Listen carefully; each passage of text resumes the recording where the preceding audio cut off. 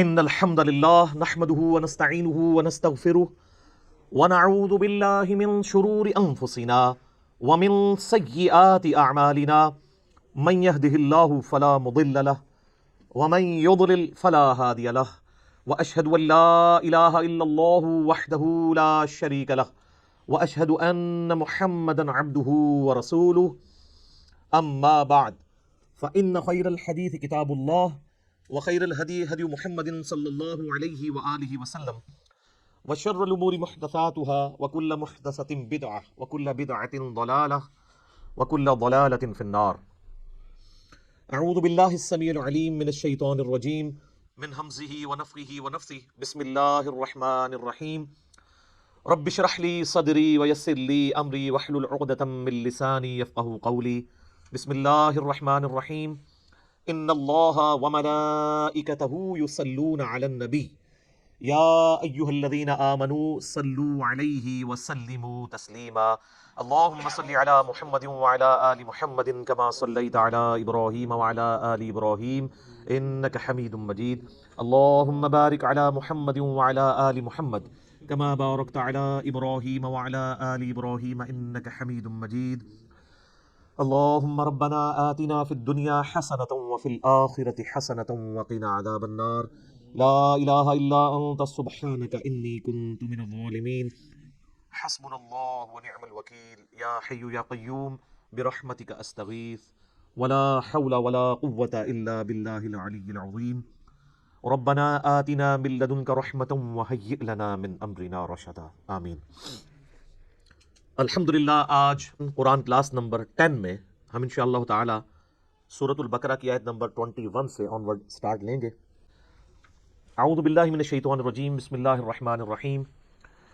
یا ایہا الناس اعبدوا ربکم الذی خلقکم والذین من قبلکم لعلکم تتقون. میرے بھائیو، اس سے پہلے جو 20 آیات گزری ہیں ان میں اللہ تبارک و تعالیٰ نے انسانیت میں جو 3 گروہ ہیں، نمبر 1 اہل ایمان، نمبر 2 وہ لوگ جو جان بوجھ کے کفر اختیار کرتے ہیں، اور نمبر 3 منافقین، ان کا ذکر کیا تھا.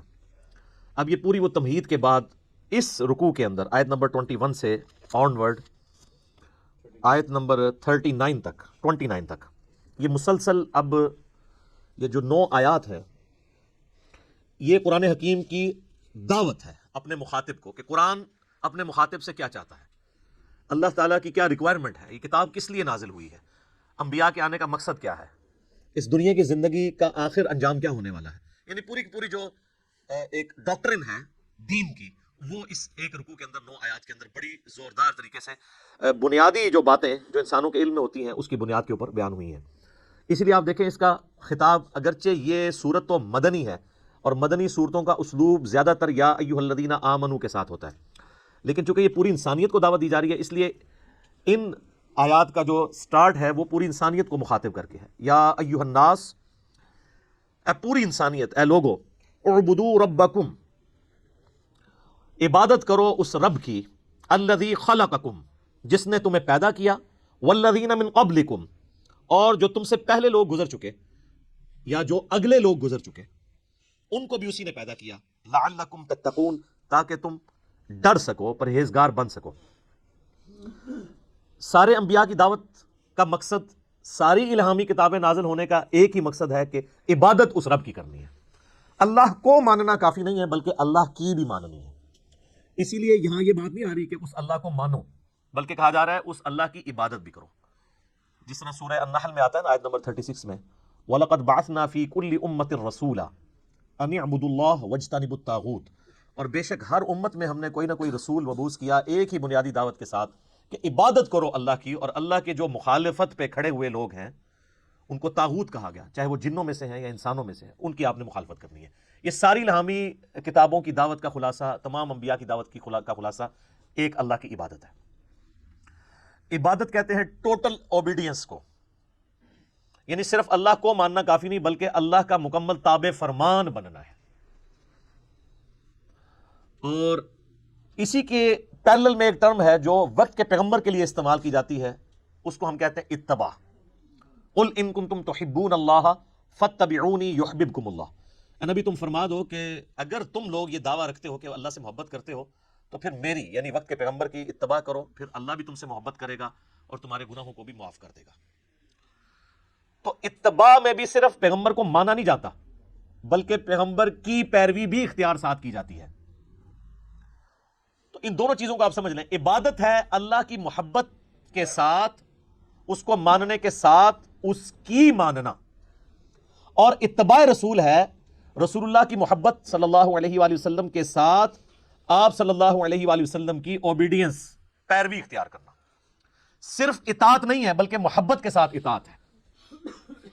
اطاعت پلس محبت اللہ کے کیس میں ہو تو عبادت ہے، اور اطاعت پلس محبت رسول اللہ کے کیس میں ہو صلی اللہ علیہ وآلہ وسلم تو یہ اتباع رسول ہے۔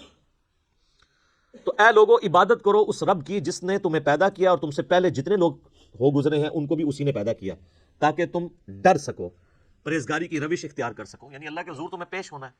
یہ وہ بنیادی بات ہے جو کسی بھی انسان کو دعوت دینے کے لیے پہلی چیز ہی یہی ہونی چاہیے توحید کے اعتبار سے، کہ اس اللہ کو مانو اور اس اللہ کی مانو جس نے تمہیں پیدا کیا۔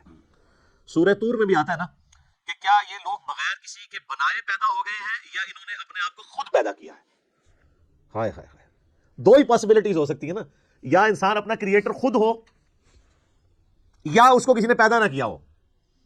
تو یہ تو کیس کوئی نہیں ہے کہ کسی نے پیدا نہیں کیا۔ اس کی وجہ یہ ہے کہ پیدا ہونا ہماری نگاہوں کے سامنے ہے، ہمارے ماں باپ نے ہمیں پیدا ہوتے ہوئے دیکھا ہے، اور ہمارے ماں باپ کو ان کے ماں باپ نے پیدا ہوتے ہوئے دیکھا ہے، تو کریشن تو ہوئی بھی ہے۔ تو کیا ہماری پیدائش جو ہے وہ ہمارے ماں باپ ذریعہ ضرور بنے ہیں، لیکن ان کو تو نہیں پتا کیسے پیدائش ہوئی ہے۔ وہ اللہ ہی ہے جو پرفیکشن کے ساتھ مخلوقات کو بناتا ہے، ان کو تو بالکل پتہ نہیں ہوتا۔ مخلوق جو پیدا ہو چکی ہے اسے خود اپنے بارے میں نہیں پتا کہ اس کے اندر کیا کچھ چل رہا ہے، سوچ بھی نہیں سکتا۔ آج اگر سائنس ہمیں یہ باتیں ٹروتھ ریویل نہ کرتی اس کائنات کے بڑے بڑے حقائق، تو ہم کبھی امیجن بھی نہیں کر سکتے تھے کہ کتنی یہ کمپلیکس کریشن ہے، کوئی بھی زندہ چیز ہے۔ اس پہ تو گھنٹوں بولا جا سکتا ہے۔ انسان کے جسم میں جو ایک خلیہ ہے نا، اس خلیے کو بنانے کے لیے نیو یارک سٹی جتنی جگہ چاہیے، جتنے سسٹم اس میں اللہ نے رکھ دیے، اور انسان کے جسم میں یہ ایک خلیہ نہیں ہے، 100 بھی نہیں ہے، 1000 بھی نہیں ہے، لاکھ بھی نہیں ہے، کروڑ بھی نہیں ہے، ارب بھی نہیں ہے، 100 ٹریلین سیلز ہر انسان کے جسم کے اندر موجود ہے۔ 100 ٹریلین، 1 ٹریلین 1000 ارب کے برابر ہوتا ہے۔ 100,000 ارب خلیے ہر انسان کے جسم میں، اور ان سارے خلیوں تک آکسیجن بھی پہنچتی ہے، اور یہ زندہ ہے۔ ان کی ڈویژن ڈسٹرب ہو جائے تو کینسر ہے، یہ خلیے مر جائیں اور نئے اس کی جگہ پیدا نہ ہو تب بھی وہ ڈیڈ ہو جائے گا باڈی کا وہ حصہ۔ اور سائنٹسٹ کہتے ہیں کہ اتنا بڑا فگر ہے کہ اگر انگلینڈ جیسے 30 ملک ہوں اور 30 کے 30 ملک صرف درختوں سے پر ہوں اور کوئی چیز وہاں نہ اگی ہوئی ہو، تو ان درختوں کے جتنے پتے ہوں گے نا، یہ 100 ٹریلین ہے۔ 100,000 ارب، 1 ارب نہیں مان، 1 ارب گننے کے لیے آپ کو 25 سے 30 سال چاہیے، 24 گھنٹے بھی اگر آپ گنتی گنتے رہیں۔ کوئی شخص بہت بھی تیز گن لے گا، 24 گھنٹے میں تو 86,400 سیکنڈ ہے، تو 1,00,000 دفعہ بھی مشکل سے گن پائے گا وہ۔ تو 1 ارب، اور کدھر پھر 1000 ارب، پھر 100,000 ارب، انیمیجنیبل ہے، کیلکولیٹر فیل ہو جاتے ہیں۔ تو یہ سارے کے سارے جو خلیے ہیں ان کو کریٹ کیا ہے کریٹر نے، پھر خالی اس طرح کریٹ نہیں کیا، مینیجیبل فارم میں۔ یہ خلیوں نے کیا خود ڈیسائیڈ کیا تھا کہ ان خلیوں نے مل کے آنکھ بننا ہے، ان خلیوں نے مل کے دل بننا ہے؟ آرگنائز ہوئے نا، اور پھر سارے خلیے آرگنائز ہو کے ایک کامن فنکشن پرفارم کر رہے ہیں۔ دل کا فنکشن گردے نہیں پرفارم کر سکتے، گردوں کا فنکشن آنکھیں نہیں پرفارم کر سکتی، آنکھوں کا فنکشن جو ہے وہ ہاتھ نہیں پرفارم کر سکتے۔ انسان کو تو پتہ ہی نہیں اس کے اندر کیا کچھ ہے۔ تو یہ بنیادی بات ہے کہ اس اللہ کی عبادت کرو جس نے تمہیں پیدا کیا، اور جتنے اگلے بھی گزرے ہیں ان کو بھی اسی نے پیدا کیا۔ اس سے ڈر جاؤ، اس اللہ سے ڈر جاؤ جس نے تمہیں تمہاری مرضی کے بغیر پیدا کیا ہے۔ جو تمہیں تمہاری مرضی کے بغیر پیدا کرنے پر قادر ہے، وہ تمہارے ساتھ کچھ بھی کرنے پر قادر ہے، اور اگر وہ تمہارے لیے کچھ ڈیسیژن کر لے گا پھر کوئی تمہیں بچا نہیں سکتا۔ یہ ہے اصل میں اس کا فارم۔ ڈر جاؤ، لعلکم تتقون، تاکہ تم ڈر سکو۔ الذی جعل لکم الارض فراشا، وہی اللہ ہے جس نے اس زمین کو تمہارے لیے بچھونا بنایا ہے۔ والسماء بناء، اور آسمان کو چھت بنایا ہے۔ اس حصے کے اوپر بھی گھنٹوں بولا جا سکتا ہے کہ یہ زمین جو بچھونا بنائی ہے، صرف اس کی ایک فزیکل پراپرٹی کو ڈسکس کیا جا رہا ہے کہ زمین کو رہنے کے قابل بنایا ہے۔ زمین میں ہر سیکنڈ میں 2 زلزلے آتے ہیں، ہر سیکنڈ میں، لیکن ان کا ایمپلیٹیوڈ جو ہے وہ بہت کم ہوتا ہے. اگر وہ بڑھ جائے تو زمین تباہ و برباد ہو جائے. اتنے زلزلوں والی زمین کو رہنے کے قابل بنایا ہے، اسے کنٹرول کیا، اور اس اعتبار سے بھی رہنے کے قابل بنایا ہے کہ وہاں پر ہر مخلوق کے لیے اس کی زندگی کا سامان رکھ دیا، اور جو سب سے ضروری سامان تھا زندگی کے لیے وہ بالکل فری رکھا ہوا ہے. کون سی چیز؟ آکسیجن. پانی تو پھر بھی بندہ کچھ گھنٹے کچھ دن بھی نکال سکتا ہے، آکسیجن 1.5-2 منٹ سے زیادہ کوئی نہیں نکال سکتا. بالکل فری رکھے، اور اس آکسیجن کی جو مقدار ہے اسے کنٹرول کیا ہوا ہے فضا کے اندر. ہائیڈروجن سے یا نائٹروجن سے وہ بڑھ جائے تب بھی ہماری ایگزسٹنس نہیں ہے، کم ہو جائے تب بھی ایگزسٹنس نہیں ہے. اور یہ تو صرف ایک فائن ٹیوننگ ہے، اس طرح کی ملینز آف فائن ٹیوننگز روئے ارض پہ ہے. اسی لیے سائنٹسٹ کہتے ہیں کہ یہ میریکل پلانٹ بنایا گیا ہے اس قابل کہ یہاں پہ زندگی رہے. تو کسی کے بنانے سے بنا ہے. اگر وہ کہتا ہے خود بخود بن گیا ہے تو پھر اس کو کوئی کاپی کر کے بنا کے بتا دے. جو چیز کاپی بھی نہ ہو سکتی ہو اس کے بارے میں کہنا کہ وہ خود بخود ہو گئی ہے، تو اس سے بڑی تو بے وقوفانہ اسٹیٹمنٹ ہی نہیں ہو سکتی. جو کام کرنے سے نہ ہو سکے وہ خود بخود کیسے ہو سکتا ہے؟ خود بخود تو وہ کام ہو سکتا ہے نا کہ جو یعنی کرنے سے ہو بھی جائے. زمین و آسمان کی ساری مخلوقات مل کے ایک بیج نہیں بنا سکتی کہ جسے ہم مٹی میں بوئیں اور وہ 6 ارب گنا بڑا درخت بن جائے. لوگ تو کہتے ہیں جی مٹی کی تو کوئی قیمت ہی نہیں ہے. میں کہتا ہوں سونے کی کوئی قیمت نہیں ہے. سونے میں بیج ڈالا جائے تو وہ درخت نہیں بن سکتا. اگر مٹی دنیا پہ نہ ہو تو سونے کو چاٹنا ہے کسی نے، اور سونا نہ ہو تو پھر بھی دنیا چلتی رہے گی. یہ مٹی جو اللہ نے رکھی ہے دیکھنے کو حقیر چیز ہے، لیکن اس میں ہم بیج بوتے ہیں، اور سر وہ بیج جب نکلتا ہے اور درخت بنتا ہے، اس درخت کا سائز، اس کے پھولوں کے لگنے کی ٹائمنگ، اس کا پھل میں کنورٹ ہونا، پھلوں کے پکنے کی ٹائمنگ، پتوں کی شیپس، ان کے سائز، پھر ایک ایک پتے تک پانی کا پہنچنا زمین سے، یہ تو انسان پریشان ہو جاتا ہے. ایک درخت تو بہت بڑی بات ہے، ایک بیج نہیں کوئی بنا سکتا، اور کوئی یہ کہ خود بخود بن گیا. تو اس سے بڑی بیوقوفی کسی کی کیا ہو سکتی ہے؟ دنیا کا کوئی بیوقوف انسان بھی ایک بال پوائنٹ کے لیے ماننے کے لیے تیار نہیں خود بخود بن جائے، کیونکہ یہ ایک مینیجیبل چیز ہے، الٹپ نہیں ہے، ایٹ رینڈم نہیں ہے. تو زمین کو اس نے تمہارے لیے بچھونا بنایا ہے، والسماء بناء، اور آسمان کو چھت بنایا ہے. اب یہ متشابہات میں سے ہے، یعنی آسمان کے بارے میں جو اب ہمیں اس ماڈرن سائنس کی وجہ سے ٹروتھ ریویل ہو رہے ہیں وہ تو بڑے حیران کن ہیں. یعنی آسمان کی جو لیئرز ہیں، آسمان تک پہنچنے کے لیے جو اللہ تعالیٰ نے لیئرز رکھی ہوئی ہیں، ان کے لیے بھی آسمان کا لفظ استعمال ہو سکتا ہے. اسٹریٹوسفیئر ہے، پھر ٹروپوسفیئر ہے، پھر اوزون کی لیئر ہے. یعنی سورج سے ملینز آف ایمپلیٹیوڈ کی مختلف ریز دنیا میں آتی ہیں، لیکن زمین کی جو ہماری رہنے کی سطح ہے اس تک اس میں سے چند ایک پہنچتی ہیں. 99.99% یہ آسمان کی جو لیئرز ہیں اس کی وجہ سے ریپیل ہو جاتی ہیں، کچھ ارتھ میگنیٹک فیلڈ کی وجہ سے ریپیل ہو جاتی ہیں، ورنہ وہ ہارمفل ریز نیچے آ جائیں تو بیماریاں. یہ جو کہتے ہیں اوزون لیئر کے اوپر ایک شگاف ہے، اس کی وجہ سے سکن کینسر کا خدشہ ہے ان علاقوں میں جہاں پہ وہ ڈائریکٹ ریز آتی ہیں. تو یہ آسمان کو ایک بڑی مضبوط چھت بنایا ہے اللہ تعالیٰ نے. آسمان حفاظت کا ذریعہ ہے. یہ اللہ کی قدرت ہے، اس پہ کتنی دیر بولا جائے. میرے اس پہ کئی ایک لیکچرز ہیں، وہ آپ دیکھ لیں ورنہ تو ٹاپک بدل جائے گا. وَأَنزَلَ مِنَ السَّمَاءِ مَاءً، اور آسمان سے اس نے پانی کو نازل کیا. فَأَخْرَجَ بِهِ مِنَ الثَّمَرَاتِ، پھر اس کے ذریعے پھل اگائے تمہارے لیے، رِزْقًا لَكُمْ، تمہارے رزق کے طور پہ. اچھا یہ ساری باتیں بنیادی ہیں، کوئی دنیا کا انسان نہیں ہے جو کہ یہ چیزیں میری آبزرویشن میں نہیں ہیں. قرآن چونکہ پوری انسانیت کے لیے، لہٰذا اس میں بالکل ڈیٹم لیول کی بنیادی باتیں ڈسکس ہوں گی جو ہر بندے کے ایکسپیرینس میں، نالج میں ہوں. یہ جتنی باتیں آ رہی ہیں کہ تمہیں اللہ نے پیدا کیا، تم سے اگلوں کو پیدا کیا، سب کے ایکسپیرینس میں. اللہ تعالیٰ نے زمین کو رہنے کے قابل بنایا ہے، آسمان کسی انسان نے بنائی ہے. انسان تو ہمیشہ سے آبزرو بھی کر رہا ہے اسے. انسان تو صرف ڈسکوری کرتا ہے، اور انوینٹ بھی جو کرتا ہے وہ بھی کریشن ایکس نہیلو نہیں کرتا، عدم محض سے وجود نہیں دیتا، بلکہ اللہ کی تخلیقات کو یوز کر کے کرتا ہے. اگر وہ یہ ٹیبل لکڑی کا بنا رہا ہے تو لکڑی اس نے نہیں بنائی ہے، لکڑی نیچر سے ہی آئی ہوئی ہے. کریشن ایکس نہیلو نہیں ہے، لیکن اللہ تعالیٰ بدیع السماوات والارض، زمین و آسمان کو بغیر نمونے کے، کوئی چیز نہیں تھی تو پیدا کیا. انسان جو خالق ہے وہ اللہ کی تخلیق میں سے خلق کرتا ہے، لیکن انسان بدیع نہیں ہے، البدیع نہیں اسے کہہ سکتے آپ، بغیر نمونے کے چیزوں کو پیدا کرنے والا. تو آسمان کے ذریعے پانی ہم دیکھتے ہیں، اس کے ذریعے زمین سے رزق نکالتا ہے تمہارے لیے. اس میں کیا قیامت مضمر ہے.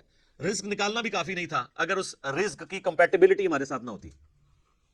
آپ شیر کے سامنے تازہ ترکاری لا کے ڈال دیں, بہترین سے بہترین سبزی بھی, وہ دیکھنا بھی گوارا نہیں کرے گا, کیونکہ اس کی جبلت نہیں ہے, اس کے لیے وہ رزق نہیں ہے. اور بکری کے سامنے فریش قیمہ لا کے ڈال دیں آپ, اس کے لیے کوئی اٹریکشن نہیں ہے. تو صرف رزق تمہارے لیے رزق, یعنی رزق بھی پیدا کیا اور اس رزق کو کمپیٹیبل بھی بنایا. اور یہ رزق میں تو میں صرف کھانا پینے ڈسکس کر رہا ہوں, ورنہ تو ہر نعمت ہی رزق ہے. سب سے اہم ترین رزق آکسیجن ہے جو ہم انہیل کرتے ہیں, جس کے بغیر ہم 1.5-2 منٹ سے زیادہ زندہ ہی نہیں رہ سکتے. وہ سب کے لیے فری رکھتی ہے اللہ نے, کوئی اس کے اوپر ٹیکس نہیں ہے, کوئی آپ کو خریدنا نہیں پڑے گا, یہ آپ کے لیے فری ہے. تو جس اللہ نے یہ ساری نعمتیں دی ہیں, اس نے زمین کو رہنے کے قابل بنایا, آسمان کو تمہارے لیے مضبوط چھت بنایا تمہاری پروٹیکشن کے لیے, آسمان سے پانی نازل فرما کے زمین میں سے نباتات اگائے, اس کے ذریعے تمہارا یہ فوڈ سائیکل چلتا ہے سارے کا سارا. سب کچھ زمین سے ہی آ رہا ہے, چاہے وہ جانوروں کی خوراک ہو, چاہے پودوں کی خوراک ہو, چاہے ہماری خوراک ہو. زمین مر جائے تو ساری مخلوقات مر جائے. تو اللہ فرماتا ہے جس نے یہ سب کچھ کیا ہے, فلا تجعلوا للہ اندادا وانتم تعلمون, پھر اللہ کے ساتھ کوئی مد مقابل نہ ٹھہراؤ اور تم جانتے تو ہو کہ یہ کوالٹیز کسی اور کی ہے ہی نہیں ہے. یہ توحید تو تمہارے اندر موجود ہے کہ اللہ کے مد مقابل کوئی نہیں ٹھہرایا جا سکتا. مجھے بتائیں, قرآن کے سٹارٹ میں جو توحید بیان ہوئی ہے, اس توحید کو پڑھ لینے کے بعد وہ کسی مرے ہوئے شخص کو پکارے گا, کسی زندہ شخص سے وہ چیزیں ڈیمانڈ کرے گا جس کا وہ اہل ہی نہیں ہے؟ امپاسبل ہے. کتنی بنیادی بات ہے. بس یہ ساری نعمتوں کے عوض میں تم سے ایک بات مانگ رہا ہوں, فلا تجعلوا للہ اندادا, پس مت بناؤ اللہ کے ساتھ کسی اور کو مد مقابل ند کے طور پہ, وانتم تعلمون, اور تم جانتے تو ہو کہ کوئی ہے ہی نہیں ایسا کہ جسے بنایا جائے مد مقابل. کون ہو سکتا ہے؟ یہی ند کا لفظ ہے جو حدیث کے اندر آیا ہے, جو الادب المفرد میں صحیح سند کے ساتھ ہے, اور مسند امام احمد میں بھی ہے. ایک صحابی نے اللہ کے نبی علیہ السلام کے سامنے کہہ دیا, یا رسول اللہ ما شاء اللہ وشئت, جو اللہ چاہے اور جو آپ چاہو. آپ فرمایا اجعلتنی للہ ندا, یہ وہی الفاظ ہے, کیا تو نے مجھے اللہ کے مد مقابل کھڑا کر دیا؟ قل بل ما شاء اللہ وحدہ, بلکہ کیا جو اکیلا اللہ چاہے.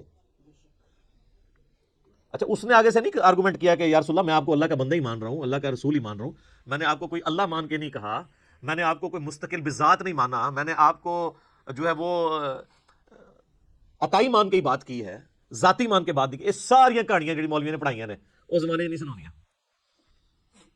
تو یہی ند کا لفظ وہاں پہ بھی استعمال ہوا ہے, اللہ کے ساتھ ند نہ ٹھہراؤ. وَإِن كُنتُمْ فِي رَيْبٍ مِّمَّا نَزَّلْنَا عَلَىٰ عَبْدِنَا, اور اگر تمہیں یہ شک ہو, کوئی شک ہو اس چیز کے بارے میں جو ہم نے اپنے بندے پر نازل کی ہے, یعنی قرآن. یہ قرآن جو اللہ کی کتاب ہے, جو نبی علیہ السلام کا واحد معجزہ ہے, جس کی بنیاد پہ دعوی نبوت ہے, اس کے بارے میں اگر تمہیں کوئی شک ہو کہ یہ کتاب انہوں نے خود گھڑ لی ہے یا یہ کتاب اللہ کی طرف سے نہیں ہے, کوئی انسانی کوشش ہے, فَأْتُوا بِسُورَةٍ مِّن مِّثْلِهِ, تو تم بھی کوئی اس سے ملتی جلتی ایک صورت ہی بنا کے لے آؤ. وَادْعُوا شُهَدَاءَكُم مِّن دُونِ اللَّهِ, اور بلا لو مدد کے لیے اپنے جتنے حمایتی ہیں اللہ کے سوا, ان کنتم صادقین, اگر تم سچے ہو. اللہ کے سوا جتنوں کو بلانا ہے تم بلا لو, جنوں, بلکہ سورہ بنی اسرائیل میں تو آتا ہے کہ سارے جنوں انس بھی مل کے اگر اس طرح کی کوئی کتاب بنانا چاہیں تو کتاب نہیں بنا سکیں گے. اچھا, یہ قرآن حکیم میں مختلف جگہ مختلف یعنی چیلنجز آئے ہیں. سورہ ہود کے اندر بھی, سورہ یونس میں بھی. سورہ ہود کے اندر تو 10 صورتوں کا ذکر ہے کہ 10 صورتیں بنا کے لے آؤ اگر بنا سکتے ہو. سورہ یونس میں ہے کہ ایک صورت اس سے ملتی جلتی کو بنا کے لے آؤ, ایک صورت بنا کے لے آؤ. یہاں پہ تو آخری چیلنج ہے کہ کوئی ملتی جلتی, چلو اگر مکمل نہیں تو کوئی قریب قریبی کوئی صورت بنا کے لے آؤ. تو یہ کوئی مشکل کام تو نہیں تھا. قرآن حکیم کی تو ایک بڑی چھوٹی سی صورت ہے, سورۃ الکوثر, انا اعطیناک الکوثر فصل لربک وانحر ان شانئک ھو الابتر. اس کی بھی کوئی کاپی نکالی جا سکتی تھی ایسے لوگوں کی طرف سے جو یعنی اتنے فصیح اللسان تھے کہ وہ دوسروں کو اجمی کہا کرتے تھے, ان کو اپنی زبان کے اوپر اتنا ناز تھا, فی البدی وہ عام جو گفتگو ہے اس کو بھی شاعری کے انداز میں بیان کر دیا کرتے تھے. لیکن یہ تاریخ میں نہیں ملتا کہ کسی نے یہ چیلنج اس طریقے سے قبول کیا ہو. اتنی شرم و حیا ان کے اندر بھی موجود تھی. ویسے آج کل کچھ لوگوں نے تب آزمائی کرنے کی کوشش کی ہے, وہ صورتیں بنا کے اس کو ملتے جلتے الفاظ کے ساتھ پھر قرآن کے سٹائل میں اسے تلاوت کر کے یوٹیوب پہ اپلوڈ بھی کیا ہوا ہے. اس میں میرا ایک کلپ بھی آیا تھا, آپ یوٹیوب کے اوپر دیکھ سکتے ہیں, اپلوڈڈ ہے. قرآن سے ملتی جلتی جو صورتیں ہیں اس کے حوالے سے. تو میں نے بتایا تھا اس طریقے سے نہیں ہے یہ, جو اس کی ججمنٹ جو ہے وہ عربی لنگوسٹک کے لوگ کریں گے, صرف اس سے ملتے جلتے الفاظ کے ساتھ کوئی عربی کا کوئی لٹریچر سامنے لے آنا یا خود لکھ لینا یا کوئی شاعری کر لینا، ظاہر ہم اجمی تو جج نہیں کر سکتے. ہاں اجمیوں کے لیے ٹیسٹ یہ ہے کہ آج کے دور کا ہمارے پاس جو سب سے بڑا ٹچ سٹون ہے وہ سائنٹیفک فیلڈ کا علم ہے. اس کے اعتبار سے کوئی بھی قرآن حکیم کی ایک آیت بھی ایسی نہیں ہے جو اسٹیبلش سائنس کے خلاف ہو. اس ٹیسٹ سے آپ اسے گزار کے دیکھ لیں. لیکن وہ اسٹیبلش سائنس ہونی چاہیے، ہائپوتھیسز یا تھیوریز نہیں ہونی چاہیے. تو اس پہ بھی یہ پرفیکٹلی فلفل ہوگی. ڈاکٹر مورس بوکائل ایک فرینچ سرجن تھے، انہوں نے ایک اس کے اوپر کتاب بھی باقاعدہ لکھی ہے، مسلمان ہو گئے تھے، بائبل قرآن اینڈ سائنس کے عنوان سے. اردو میں ترجمہ بھی ہوا ہے لیکن وہ بڑی مشکل سی اردو ہے اس کی، انگلش میں بھی ترجمہ ہوا ہے اس کا. بال وہ اسی رزلٹ پہ پہنچے ہیں کہ ساری الہامی کتابوں میں قرآن ہی ایسی ایک واحد الہامی کتاب ہے جس میں کوئی سائنٹیفک فالٹ موجود نہیں ہے. باقی کتابوں میں ایسی چیزیں ملتی ہیں اور ظاہر وہ اس لیے ہیں کہ وہ ٹیمپر ہوئی ہیں، یعنی ان کے اندر تبدیلی ہو چکی ہے، اس میں اللہ تعالیٰ کی طرف سے منسوب نہیں کیا جا سکتا. یہ کتاب محفوظ ہونے کی ایک بہت بڑی دلیل یہ بھی ہے کہ اس میں آپ کو کوئی سائنٹیفک ایرر جو اسٹیبلش سائنس والی چیزیں ہوں، ہائپوتھیسز نہ ہوں، وہ نہیں ملے گا. تو اگر تم سچے ہو تو اس طرح کی کوئی صورت ہی بنا. یہ اس زمانے کے لیے تو تھا وہ والا چیلنج، آج تک بھی یہ صرف عرب کے لوگوں کے اعتبار سے ہے، باقی اجمیوں کے لیے تو پھر باقی اعتبار سے بھی قرآن معجزہ ہی ہے. فَإِن لَمْ تَفْعَلُوا، اور پس اگر تم ایسا نہ کر سکو، وَلَن تَفْعَلُوا، اور تم ہرگز ایسا نہیں کر سکو گے. اللہ تعالیٰ نے اس پہ اپنا اوپینین بھی دے دیا ہے کہ یقیناً تم کر بھی نہیں پاؤ گے. فَاتَّقُوا النَّارَ الَّتِي وَقُودُهَا النَّاسُ وَالْحِجَارَةُ، تو ڈرو اس آگ سے جس کا ایندھن آدمی اور پتھر بننے والے ہیں. اعدت للکافرین، جو اللہ نے تیار کر کے رکھی ہے انکار کرنے والوں کے لیے. اچھا یہ کافرون کا ترجمہ یا مسلمون کا ترجمہ جو ہے نا وہ ہم عموماً تو کر رہے ہوتے ہیں مسلمان اور کافر. اصل جو ترجمہ ہے نا مؤمنون کا یا مسلمون کا، سر تسلیم خام کرنے والے، بات ماننے والے، اور کافر وہ ہیں جو بات نہیں ماننے والے. کوئی مسلمان بھی کافر ہو سکتا ہے اور کوئی کافر بھی مسلمان ہو سکتا ہے کہ کوئی صحیح بات مان لے. وہ ایک تو وہ ٹرم والا ایمان ہے نا جو ہم ایز اے اصطلاح استعمال کرتے ہیں، جو کلمہ پڑھ لے اور وہ 5 بنیادی چیزوں پہ چلے. لفظی ترجمہ یہ ہے کہ نہ ماننے والوں کے لیے، انکار کرنے والوں کے لیے، کفر کہتے ہیں انکار کرنے کو، نہ شکری کرنے کو، اللہ تعالیٰ نے آگ تیار کر رکھی ہے جس کا ایندھن آدمی، انسان اور پتھر ہے. اللہم اجرنا من النار، اللہم اجرنا من النار، اللہم اجرنا من النار. صحیح مسلم میں حدیث ہے، نبی علیہ السلام ایون نماز میں بھی جب کبھی آیات آتی تھی جہنم سے ریلیٹڈ تو آپ علیہ السلام اللہ سے جہنم کے اگینسٹ اللہ تعالیٰ کی پناہ طلب کیا کرتے تھے، اور جب جنت کی آیات آتی تھی تو اللہ تعالیٰ سے جنت کا سوال کیا کرتے تھے. یہ سنت ہے. اچھا یہ جو آیا کہ پتھر بھی ایندھن بنیں گے، تو یہ پتھر کو کوئی عذاب نہیں ہو رہا ہوگا بلکہ ان کی حسرت میں اضافے کے لیے ہوگا. اس کا ڈیٹیل ذکر سورۃ الانبیاء میں آئے گا. اللہ تعالیٰ فرماتا ہے کہ ہم کافروں کو بھی اور جن معبودوں کو یہ پوج رہے ہیں ان کو بھی دوزخ میں ڈالیں گے. اور پھر اللہ فرماتا ہے کہ اگر یہ ان کے معبود ہوتے تو دوزخ میں ان کے ساتھ تو نہ ہوتے. پھر کافروں نے اس کا بھی ٹھٹھا کیا. انہوں نے کہا اچھا اس کا تو مطلب ہے پھر عیسیٰ ابن مریم کو بھی دوزخ میں ڈالا جائے گا، کیونکہ عیسیٰ ابن مریم کی بھی لوگوں نے پوجا کی ہے. پھر اللہ تعالیٰ نے اس کا بھی جواب دیا، رپلائی ٹو کے بغیر کام چلتا نہیں ہے نا، وسوسے اتنے ہیں. رپلائی ٹو کے کلپ تو بنیں گے. وہ بھی سورہ الزخرف میں آیا. اللہ نے فرمایا یہ عیسیٰ کی مثال جو تم سے بیان کی ہے نا انہوں نے، تو یہ صرف جو ہے نا وہ حجت بازی کے لیے. پتہ ان کو بھی ہے کہ عیسیٰ ابن مریم کو دوزخ میں جائیں گے، وہ تو خود امام موحدین تھے اپنے وقت میں، توحید کے دائی تھے. قصور تو ان لوگوں کا ہے جنہوں نے عیسیٰ ابن مریم کے بارے میں ڈیوینٹی کلیم کیا، نہ کہ عیسیٰ ابن مریم. پھر اللہ نے کہا وہ تو ہمارے بندے خاص ہیں اور وہ تو قیامت کی نشانی میں سے. تو یہ جو بت، وہ پتھر جن کے بت تراشے گئے، ان کو اللہ تعالیٰ دوزخ میں اس لیے ڈالے گا تاکہ کافروں کی حسرت میں اضافہ ہو کہ یار ان کو ہم پوچھتے رہے، یہ بھی ہمارے ساتھ ہے. اس کا یہ مطلب نہیں ہے کہ وہ ان پتھروں کو عذاب ہو رہا ہوگا، بلکہ وہ پتھر تو الٹا ان کے لیے خود عذاب بن جائیں گے، کیونکہ جب پتھر گرم ہوں گے تو وہ تو گرمائی زیادہ فیل ہوگی. پتھر بھی لوگ گرم کر کے ان سے بھی ہیٹ حاصل کرتے ہیں نا، وہ تو ان کے لیے ہوگا. اب دوزخ کے اوپر 19 فرشتے ہیں تو فرشتوں کو عذاب تو نہیں ہو رہا ہوگا، وہ تو مامور ہیں دوزخیوں کو مارنے پیٹنے کے لیے. اللہ تعالیٰ تو اس بات پہ قادر ہے کہ ایک ہی فریم آف ریفرنس میں مختلف لوگوں کے اوپر مختلف حالت طاری کر دے. یہ تو ہم نے دنیا میں ایکسپیرینس کیا ہے. آپ میں سے اگر کسی کو ملیریا ہوا ہو سخت گرمیوں میں تو اسے تو 2 رضائیاں بھی اڑا دی جائیں تو اس کی ٹھنڈ نہیں ختم ہوتی. باقی تو گرمی سے اف اف کر رہے ہوتے ہیں اور اس کو ٹھنڈ اتنی لگی ہوتی ہے کہ وہ کہتا ہے میرے اوپر اور اڑاؤ. ایک ہی جگہ پہ ٹیمپریچر بے شک 40 تک پہنچ چکا ہوا ہے، اس کو ٹھنڈ لگ رہی ہے، حالانکہ ایکچوئل وہاں پہ گرمی ہے. تو یہ اللہ تعالیٰ ایک فریم آف ریفرنس میں دنیا میں ایسی چیزیں کر کے بتاتا ہے کہ 2 مختلف بندوں پہ ایک ہی جگہ پہ 2 مختلف حالتیں طاری ہو جاتی ہیں. اللہ ہی اللہ جی. یقین کریں کہ یہ جو چیزوں کی کوالٹیز ہیں یہ بھی اللہ کی وجہ سے. اگر اللہ تعالیٰ کا امر اس کے پیچھے سے ہٹ جائے آپ ساتوں سمندروں کا پانی بھی پی جائیں آپ کی پیاس نہیں بجھ سکتی. اگر آگ کے جلانے کی خاصیت اللہ تعالیٰ چھین لے، آپ پوری زمین کے درخت بھی جلا لینا، آپ ایک روٹی بھی نہیں پکا سکتے، کیونکہ وہ خاصیت جب اللہ تعالیٰ لے لے گا. تو یہ دوزخ میں ان کافروں کے ساتھ پتھروں کو اس لیے جلایا جائے گا تاکہ ان کی حسرت میں اضافہ ہو، نہ کہ ان پتھروں کو عذاب دیا جا رہا ہوگا. اب سائملٹینیس کنٹراسٹ بھی آ رہا ہے جی. وَبَشِّرِ الَّذِينَ آمَنُوا وَعَمِلُوا الصَّالِحَاتِ، اور اے نبی علیہ السلام آپ خوشخبری دے دیجئے ان لوگوں کو کہ جو بات مان لیتے ہیں، یعنی ایمان لے آتے ہیں اور نیک اعمال اختیار کر لیتے ہیں، ان لہم جنات تجری من تحتها الانہار، کہ ان کے لیے باغات ہیں جن کے نیچے نہریں بہتی ہوں گی.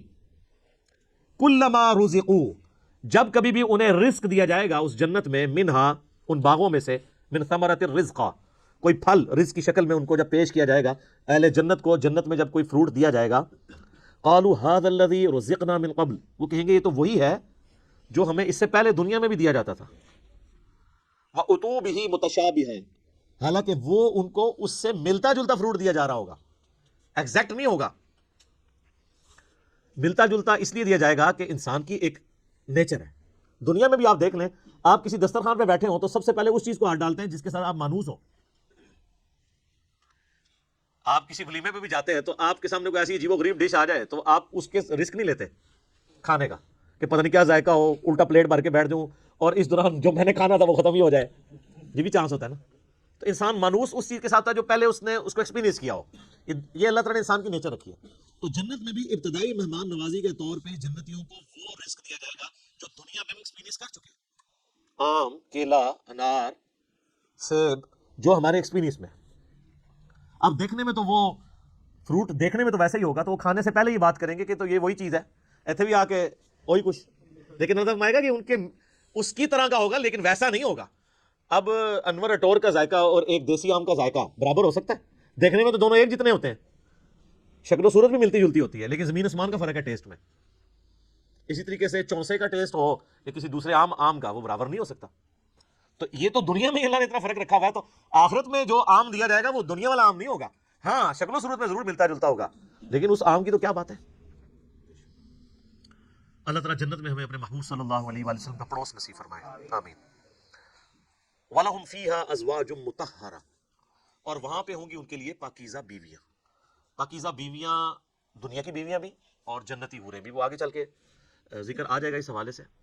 اچھا، جنت میں جتنی بھی نعمتیں ہیں نا، ان میں جو یعنی ڈومیننٹ نعمتیں ہیں، ان کا کچھ نہ کچھ حصہ اللہ نے دنیا میں اس حوالے سے رکھا ہے کہ انسان اس نعمت کو ایکسپیرینس کر سکے. لیکن اس زمین آسمان کا فرق ہے، لیکن کسی درجے میں ایکسپیرینس کروایا گیا، اور ایکسپیرینس کروایا گیا ہے تو تبھی ان چیزوں میں اٹریکشن ہے. اگر اٹریکشن نہیں ہوگی تو اس کے لیے تگودو کون کرے گا. اچھا، اس سے یہ بھی بات پتہ چلی کہ جنت کا لالچ بھی اللہ تعالیٰ خود دے رہا ہے. لہٰذا یہ جو ڈاکٹرین مشہور کی گئی ہے کہ ہمیں دوزخ کے ڈر کی وجہ سے یا جنت کی لالچ میں عبادت نہیں کرنی چاہیے، اللہ کے لیے کرنی چاہیے، تو یہ بالکل جعلی ڈاکٹرین ہے. اس کو مولا علی علیہ السلام کی طرف لوگوں نے منسوب کر دیا ہے کہ وہ کہتے تھے میں تو اللہ کی عبادت صرف اللہ کے لیے کرتا ہوں، جنت کی جو ہے وہ طلب میں یا دوزخ کے ڈر کی وجہ سے نہیں کرتا. اس کے اوپر بھی میرا ایک کلپ ریکارڈڈ موجود ہے کہ یہ ڈاکٹرین صوفیاء نے پیش کی ہے، یہ قرآن کی ڈاکٹرین نہیں ہے. کیونکہ جنت کا جو لالچ ہے اس کے پیچھے لگنا اللہ ہی کی تو اطاعت ہے. یہ جنت کا لالچ شیطان نے دیا یا اللہ نے؟ تو اگر آپ جنت کو نگیٹ کرتے ہیں، جنت کا مذاق اڑاتے ہیں یا دوزخ کو ہلکا جانتے ہیں، تو آپ یہ جنت یا دوزخ کو بے عزت نہیں کر رہے ہوں گے، بلکہ آپ اللہ تعالیٰ کے خلاف بغاوت کا علم بلند کر رہے ہوں گے. یہ تو اس نے رکھی ہوئی نا چیزیں، یہ ساری لالچیں وہی دیتا ہے نا. یہ وہ لالچ نہیں ہے جو بری بلا ہو، یہ وہ لالچ ہے جس کے لیے انسان کو کوشش کرنی چاہیے. قرآن پاک میں درجنوں آیات ہیں، آگے چلیں گے تو یعنی اللہ فرماتا ہے کہ کوشش کرنے والوں کو ایسی جنت کے لیے کوشش کرنی چاہیے، خود اللہ تعالیٰ اس کی طرف. تو اسی طریقے سے یعنی جو ایک اللہ تعالیٰ نے سیکس کا جذبہ رکھا ہے انسان کے اندر، اس کا ایکسپیرینس دنیا میں کسی فارم میں کروایا، تبھی جنت کی حوروں کا لالچ دیا جا سکتا ہے. اور اسی طریقے سے جو فروٹ ہے اس کا ذائقہ دنیا میں رکھا ہے، جبھی جنت کی فروٹ کا آپ کو لالچ دیا جا سکتا ہے. باقی تو بخاری مسلم میں حدیث ہے کہ اللہ تعالیٰ نے جنت میں وہ نعمتیں تیار کر رکھی ہیں جو نہ کسی آنکھ نے دیکھی، نہ کسی کان نے سنی، نہ کبھی کسی کے دل پہ بھی اس کا گمان گزرا. وہ تو ان امیجنیبل ہے. یہ صرف متشابہات ہیں، چیزیں ملتی جلتی چیزیں دنیا میں صرف بات سمجھانے کے لیے. اور دنیا کی نعمتیں تو فنا ہونے والی ہیں، لیکن ان نعمتوں کے ساتھ آ رہا ہے وَهُمْ فِيهَا خَالِدُونَ، وہ رہیں گے ہمیشہ ہمیش اس کے اندر. نہ ختم ہونے والی نعمتیں، اچھا دنیا میں کوئی بڑے سے بڑی بھی نعمت ہے نا، وہ اچھی انسان کو لگتی ہے، لیکن جیسے ہی اس کے چھوٹ جانے کا خیال آتا ہے تو دل کے اوپر غم کا غلبہ ہو جاتا ہے، اور جنت میں غم نہیں ہے، اس لیے جنت میں ہمیشہ کی نعمت ہے۔ بخاری اور مسلم کی حدیث ہے کہ میدان محشر میں لا کے مینڈے کی شکل میں موت کو قتل کیا جائے گا، اور جب بلایا جائے گا تو باقاعدہ ایک یعنی ندا کی جائے گی، جہنمی جو ہے جہنم کے کنارے پہ آ جائیں گے اس خوشی کی وجہ سے کہ شاید ہمارے نکلنے کے لیے کوئی اب سبب ہونے لگا ہے، اور جنتی جنت کے کنارے پہ آئیں گے اس ڈر کے ساتھ کہ ہمیں کہیں جنت سے نہ نکال دیا جائے، تو پھر اللہ تعالیٰ موت کو مینڈے کی شکل میں لا کے وہاں پہ ذبح کرے گا، اور پھر کہا جائے گا کہ جنتیوں کے لیے خوشخبری ہے کہ انہیں کبھی موت نہیں آئے گی، اور دوسری طرف جہنمیوں کے لیے ہمیشہ کا غم ہے کہ ان کو بھی موت نہیں آئے گی۔ تو قرآن میں آتا ہے سورہ فرقان میں، آج ایک موت نہیں کئی موتیں مانگو، موت نہیں تمہیں آئے گی، ہزاروں موتیں مانگو، موت نہیں آنے کی، کیونکہ موت آ جائے تو پھر تکلیف ختم ہو جائے، لیکن وہاں پہ موت نہیں آئے گی۔ اللہم اجرنا من النار، اللہم اجرنا من النار، اللہم اجرنا من النار، آمین۔ اللہم من احییتہ منا فاحیہ علی الاسلام ومن توفیتہ منا فتوفہ علی الایمان، آمین۔ صحیح مسلم میں ایک حدیث ہے کہ جب جنتی جنت میں داخل ہونے لگیں گے تو ان کو ایک ندا کی جائے گی، جاتے ہی خوشخبری ملے گی، تمہارے لیے مبارک ہے، آج کے بعد تمہیں کبھی موت نہیں آئے گی، تم ہمیشہ زندہ رہو گے، آج کے بعد تمہیں کبھی بدحالی نہیں آئے گی، تم ہمیشہ خوشحال رہو گے، آج کے بعد تمہیں کبھی بڑھاپا نہیں آئے گا، تم ہمیشہ جوان ہی رہو گے، اور آج کے بعد اللہ تم سے کبھی ناراض نہیں ہوگا، ہمیشہ راضی رہے گا۔ یعنی دنیا میں تو سب سے بڑی اہل ایمان کے لیے ٹینشن ہی یہی ہے نا کہ میں نے یہ کیا تو ناراض نہ ہو جائے۔ جنت وہ جگہ ہے جہاں کچھ بھی کر لیں اللہ ناراض نہیں ہوگا، ہر وہ چیز جو دنیا میں بھی جرم تھی وہاں جا کے وہ جرم نہیں رہے گی۔ دنیا میں مرد کے لیے سونا پہننا حرام ہے، اور جنت میں سونے کے کنگن پہنائے جائیں گے، ریشم کا لباس پہنایا جائے گا۔ قرآن پاک میں آتا ہے، بخاری مسلم میں درجنوں حدیث ہیں، جسے شوق ہو تو مشکات المصابیح کی 3 جلد میں جنت والا چیپٹر پڑھ لیں تو آپ کو اندازہ ہوگا کہ جنت میں اللہ تعالیٰ نے کیا کچھ رکھا ہے انسان کے لیے۔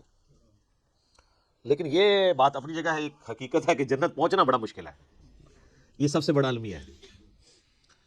یہ تو بابوں نے آپ کو ایک خدا کا تعارف کروایا نا کہ جنت تو اپنی جیب ہی چاہے، کتابیں یہ نہیں بتاتی، کتابیں کچھ اور ہی بتاتی ہیں۔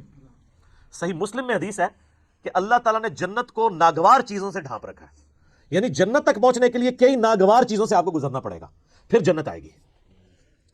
اور جہنم کو اللہ تعالیٰ نے خوشنما چیزوں سے ڈھانپ رکھا ہے، یعنی ہر اٹریکٹ فل چیز دوزخ کی طرف لے کے چلی جائے گی۔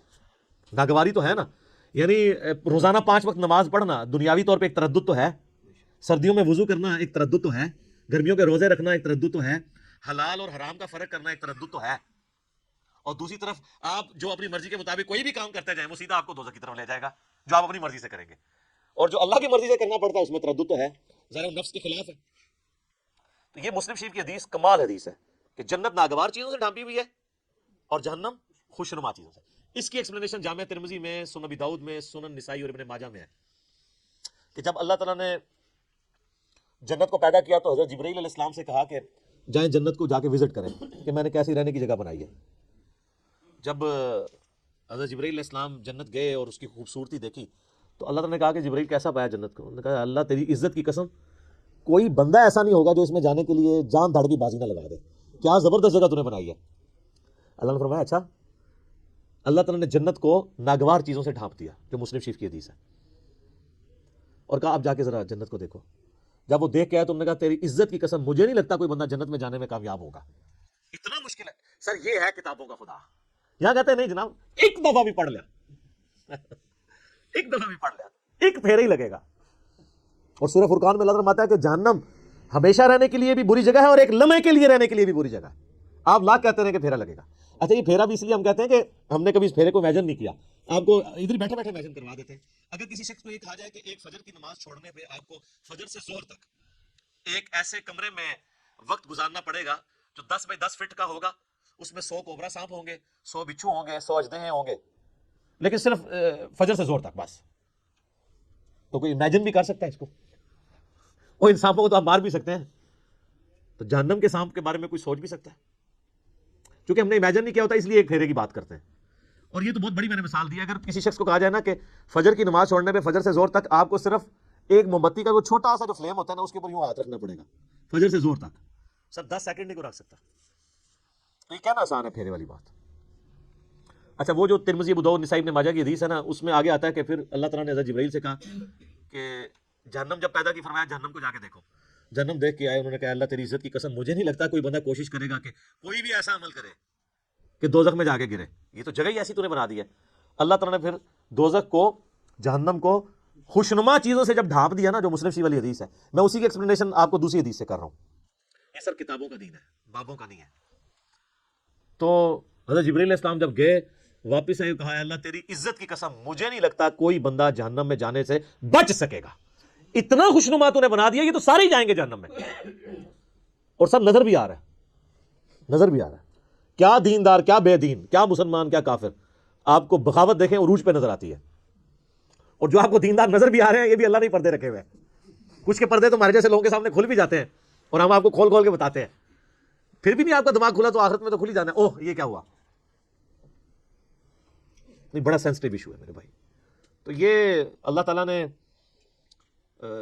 جہنم اور دوزخ کا جو معاملہ رکھا ہے, یہ اگر یہ چیزیں نہ ہوتی تو کوئی بھی شخص اللہ تعالیٰ کو رسپانس نہ کرتا. میرا یوٹیوب پہ کلپ بھی ہے, خدا انسان کی ضرورت کیوں ہے. خدا انسان کی ضرورت ہے ہی اس لیے کہ انسان مر جاتا ہے. اگر انسان نے مرنا نہ ہو اور انسان کے اوپر کوئی مشکل وقت نہ آنا ہو, انسان کی ضرورت اللہ کبھی رہتا ہی نہیں ہے. یہ تکلیفیں اور موت, یہی تو ایک تلوار لٹک رہی ہے کہ یار میں نے مرنا ہے, کسی کو منہ دکھانا ہے جا کے. آپ ایک لمحے کے لیے امیجن کریں کہ اگر آپ نے مرنا نہ ہو اور آپ کو کبھی کوئی تکلیف نہ آئے, یہ دو چیزوں کی گارنٹی ہو, تو سر نماز کس نے پڑھنی ہے. تو یہ ساری دھمکیاں ختم ہو جائیں گی نا پھر دوزخ کی. تکلیف نہ آنے کا مطلب ہے کوئی کچھ نہیں کرے گا. موت نہ آنے کا مطلب ہے اپنی زندگی انجوائے کریں گے, اور تکلیف نہ آنے کا مطلب ہے کہ پھر آپ کو کوئی نہ کوئی رزق کے حوالے سے ایشو ہوگا, نہ اور کوئی تکلیف پہنچے گی. تو یہ سر دنیا میں پاسبل نہیں, جنت میں ہی ہے. لیکن دنیا میں بھی یہ ہو جائے نا تو اللہ تعالیٰ انسان کی ضرورت نہیں رہتا. اسی لیے اللہ تعالیٰ نے یہ موت کا الذی خلق الموت والحیات لیبلوکم ایکم احسن عملا رکھا ہوا ہے. یہ جو تلوار لٹکائی ہے وہ اس لیے تو لٹکائی ہے. تو یہ ساری چیزیں نہ ہو تو انسان کا قبلہ نہیں درست ہوتا. گھنٹوں بولا جا سکتا ہے. اگلی بڑی اہم ترین آیت ہے, آیت نمبر 26. قرآن حکیم کے اسلوب کے اوپر ایک کافروں نے اعتراض کیا تھا, اور کچھ نہیں, یعنی وہ قرآن کے مثل کوئی صورت تو نہیں بنا کے لا سکے, لیکن ایک اعتراض انہوں نے کیا تھا کہ اگر یہ اللہ کی کتاب ہے تو اللہ تو اتنا پڑھا لکھا ہے, اتنا ایجوکیٹڈ ہے, اتنی اونچی ہستی ہے, لیکن قرآن میں مثالیں وہ بیان کرتا ہے, کبھی مکھی کی, کبھی جو ہے وہ مکڑی کی. سورۃ العنکبوت میں کافروں کے ایمان کو مکڑی سے تشبیہ دی. سورہ الحج کے اندر کہا کہ یہ جن کو اللہ کے سوا پکار رہے ہیں یہ ایک مکھی پیدا نہیں کر سکتے, اور مکھی سے کوئی چیز چھین کے لے جائے یہ واپس نہیں لا سکتے. تو اتنی بڑی کتاب میں اتنی حقیر چیزوں کی مثالیں کیوں ہیں؟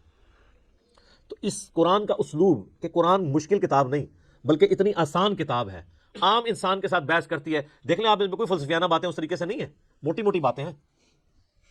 تو اگر یہ اللہ کی کتاب ہوتی تو بڑی مشکل ہونی چاہیے تھی, علماء سے پوچھ پوچھ کے چلنا چاہیے تھا. پھر تو یہی کہتے ہیں نا, اور قرآن کم از کم 4 دفعہ سورۃ القمر میں کہہ رہا ہے وَلَقَدْ يَسَّرْنَا الْقُرْآنَ لِلذِّكْرِ فَهَلْ مِن مُدَّكِرٍ. قرآن کو ہم نے نصیحت کے لیے آسان کر دیا ہے, کوئی جو نصیحت حاصل کرے اس سے.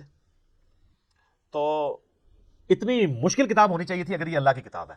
تو اللہ تعالیٰ نے وہ متھ توڑی ہے, ان اللہ لا یستحیی ان یضرب مثلا ما بعوضة فما فوقها.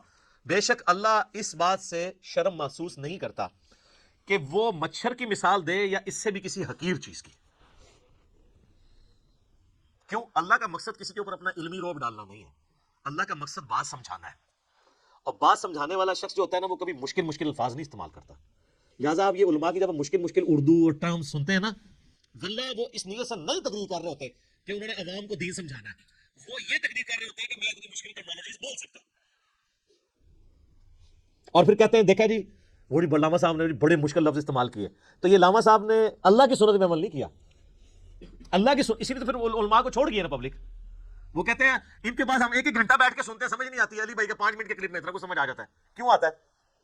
عام فہم بات ہے. لیکن میں آپ کو مزے کی بات بتاؤں, یہ عام فہم بات کرنا یہ مشکل کام ہوتا ہے, مشکل مشکل باتیں کرنا آسان کام ہوتا ہے. اس لیے آپ دیکھتے ہیں کتنے لائق لوگ ہوتے ہیں, لیکن جب ان کو آپ ٹیچر بناتے ہیں انتہائی نالائق ٹیچر ثابت ہوتے ہیں. کیونکہ ٹیچنگ جو ہے ایک فن ہے, اس کے لیے صرف لائق ہونا کوئی کمال نہیں ہے, اس میں کمیونیکیشن آپ کو اسکل چاہیے ہوتی ہے, آپ لوگوں کی سطح پہ اتر کے بات کر سکتے ہو. تو یہ کیپیبلٹی مشکل کیپیبلٹی ہے. آپ یہ نہ سمجھیے گا جو مشکل مشکل باتیں کرتا ہے وہ آسان باتیں بھی کر سکتا ہے. آسان طریقے سے بات کرنا یہ زیادہ مشکل ہوتا ہے, اور مشکل طریقے سے بات کرنا یہ زیادہ آسان ہوتا ہے. ان کی کمپیٹنسی بھی نہیں ہوتی ہے. تو اللہ تعالیٰ ماتا ہمارا یہ مقصد نہیں ہے کہ ہم کسی کے اوپر روب ڈالیں گے. یہ کہتے ہیں اللہ نے یہ مثال کیوں بیان کی ہے؟ اللہ اس بات سے حیا محسوس نہیں کرتا. فَأَمَّا الَّذِينَ آمَنُوا، بس جو لوگ بات مان لیتے ہیں، فَيَعْلَمُونَ أَنَّهُ الْحَقُّ مِن رَبِّهِمْ، تو وہ اس چکر میں نہیں پڑتے کہ یہ مکھی کی مثال کیوں آ گئی، یہ مچھر کی مثال کیوں آ گئی، یا میں اپنے بارے میں کرتا ہوں، میں کبھی کوئی مثال کوئی پھکی کی بات کر دی یا ٹنی کی بات کر دی تو بات سمجھانے کے لیے کوئی ایگزامپل کے طور پہ بھی بات کر دی، تو جو بات ماننے والے ہیں سمجھنے والے ہیں وہ ان چکروں میں نہیں پڑتے الفاظی کے اوپر. وہ کہتے ہیں یہ ہمارے رب کی طرف سے سچ بیان ہوا ہے، بات وزنی ہے، اس چکر میں نہ پڑو کہ اسلوب کیسا ہے اس کا. فَأَمَّا الَّذِينَ كَفَرُوا، جبکہ جو بات نہیں ماننے والے ہوتے ہیں، ہر بات میں وہ بات کی کھال اتارنے والے ہوتے ہیں، اور ان کا مقصد بات ماننا نہیں ہوتا بلکہ انکار کرنے کا کوئی بہانہ تلاش کرنا ہوتا ہے. فَيَقُولُونَ، تو وہ کہتے ہیں مَاذَا أَرَادَ اللَّهُ بِهَذَا مَثَلًا، اللہ کو یہ مثال بیان کر کے کیا ملا ہے، کیا ارادہ تھا اللہ کا، یہ باتیں کرنے کی کیا ضرورت ہے، تو مشکل باتیں ہونی چاہیے تھی. تو اب چونکہ یہ انہوں نے اعتراض کیا ہے غیر علمی جذباتی ڈاکٹرن کے ساتھ، لہٰذا اس کا جواب بھی اسی اعتبار سے پہلے تو دیا جا رہا ہے، یضل بہ کثیرا ویہدی بہ کثیرا. اللہ کا مقصد یہ ہے کہ تاکہ اس مثال کے ذریعے بہت سے لوگوں کو گمراہ کر دے اور بہت سے لوگوں کو ہدایت دے. مراد یہ نہیں ہے کہ قرآن کتاب گمراہی ہے، وہ تو آیا قرآن میں ھدی للناس وبینات من الھدی والفرقان، یہ پوری انسانیت کے لیے ہدایت ہے، ہدایت کے روشن دلائل ہیں، اس میں حق اور باطل میں تمیز کرنے والی کتاب ہے. اس کتاب کا مقصد کسی کو گمراہ کرنا نہیں ہے، مقصد یہ کہ یہ الٹیمیٹلی تمہاری گمراہی کا سبب اس اعتبار سے بن جائے گی کہ تم اس کو مان کر ہدایت پہ آ جاؤ گے اور نہ مان کے گمراہ ہو جاؤ گے. جیسا شیطان نے کہا تھا کہ اے اللہ اس آدم کی وجہ سے تو نے مجھے گمراہ کیا، حالانکہ آدم کی وجہ سے نہیں ہوا تھا، وہ ہوا خود ہی تھا، لیکن اس نے یہ کہا کہ نہ آدم پیدا ہوتا تو نہ میرے امتحان آتا تو نہ اسرا ہوتا. تو انڈائریکٹلی یہ بات ادھر بھی اللہ تعالیٰ نے کہا ہے کہ اللہ تعالیٰ نے اس لیے کیا ہے کہ تم تاکہ جو ماننے والے ہیں ان کا ایمان میں اضافہ ہو جائے گا، جو نہ ماننے والے ہیں وہ گمراہ ہو جائیں گے، اور جو ماننے والے ہیں ان کو ہدایت مل جائے گی. اس کا یہ مطلب قطعاً نہیں ہے کہ قرآن پڑھ کے کسی کو گمراہی ملتی ہے، نعوذ باللہ من ذالک، یہ عقیدہ کفر ہے. میرا یوٹیوب پہ ایک کلپ بھی ہے، انڈیا پاکستان اور بنگلہ دیش کے لوگوں کے دو کفریہ علماء کے دو کفریہ عقیدے. ایک کفریہ عقیدہ یہی ہے اس میں سے کہ جی قرآن جو ہے یہ گمراہ کر دیتا ہے، یہ اکثر آپ سنتے ہیں نا، قرآن گمراہ کر دیتا ہے ڈائریکٹ پڑھنے سے انسان. اچھا انڈائریکٹ پڑھنے سے بھی گمراہی ہوتا ہے، انڈائریکٹ کدھر پڑھنے دیتے ہیں، وہ کہتے ہیں پڑھنا ہی نہیں ہے، ڈائریکٹ انڈائریکٹ ہے، وہ انگریزی والی رہ گئے، انڈائریکٹ نہ انہوں نے خود پڑھا ہوتا ہے اور نہ کسی کو پڑھنا دیتا ہے. وما يضل به الا الفاسقین، اور اس سے گمراہ تو نہیں ہوتے ہیں مگر وہ لوگ جو نافرمان ہیں، نافرمانی کی روش اختیار کیے ہوئے لوگ ہیں، جو جان بوجھ کے گمراہ ہونا چاہتے ہیں، وہ ان کے لیے قرآن میں پھر گمراہی ہے. کیونکہ جب وہ چاہ ہی رہے ہیں کہ ہم نے قرآن پاک میں نکالنی ہے اس قسم کی باتیں جس سے ہم قرآن سے دور بھاگیں، تو ظاہر ہے پھر قرآن پر انہیں عمل کہاں سے کرنا ہے. حتیٰ کہ علماء یہود کے بارے میں سورہ الجمعہ میں آیا کہ ان کی مثال ان گدھوں کی سی ہے، جیسے گدھے کے اوپر کتابیں لاد دی جائیں نا، اس کتاب سے وہ اکتساب نہیں کر سکتا. لہٰذا علماء یہود کے پاس پروفیسیز موجود تھیں ان کی کتابوں میں کہ نبی آخر الزمان آئیں گے صلی اللہ علیہ وآلہ وسلم، لیکن ان کتابوں سے انہوں نے اکتساب نہیں کیا تو برباد ہو گئے. تو جو کتابوں سے اکتساب کرے اس کے لیے یہ باتیں نہیں کہ وہ گمراہ ہوگا، جو کتاب ہونے کے باوجود اس میں عمل نہ کرے یا شوکیس میں بس سجا کے رکھے، پڑھی ہو کتابیں پڑھی ہوئی نہ ہو، وہ گمراہ ہوتے ہیں. اسی تو ہم کہتے ہیں کتابوں کا خدا اور ہے اور بابوں کا خدا اور.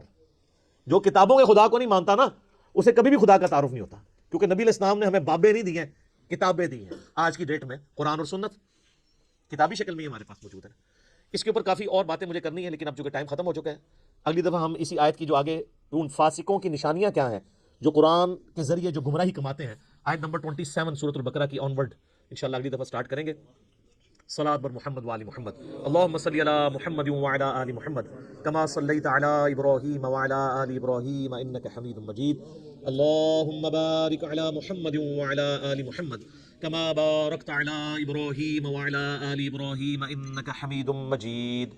اللہ تعالیٰ سے دعا ہے جو حق بات میں نے کہی اللہ تعالیٰ ہمارے دلوں میں راسخ فرمائے. اگر جذبات میں میرے منہ سے کوئی غلط بات نکل گئی تو اللہ تعالیٰ ہمارے دلوں سے ہی اسے دور کر دے، ہمیں معاف بھی کر دے، ہمیں کتاب و سنت کی تعلیمات پر عمل کر کے دوسرے بھائیوں تک پہنچانے کی توفیق عطا فرمائے. سبحانک اللہم و بحمدک اشہد ان لا الہ الا انت استغفرک و اتوب الیک وما علینا الا البلاغ المبین. جزاکم اللہ خیرا.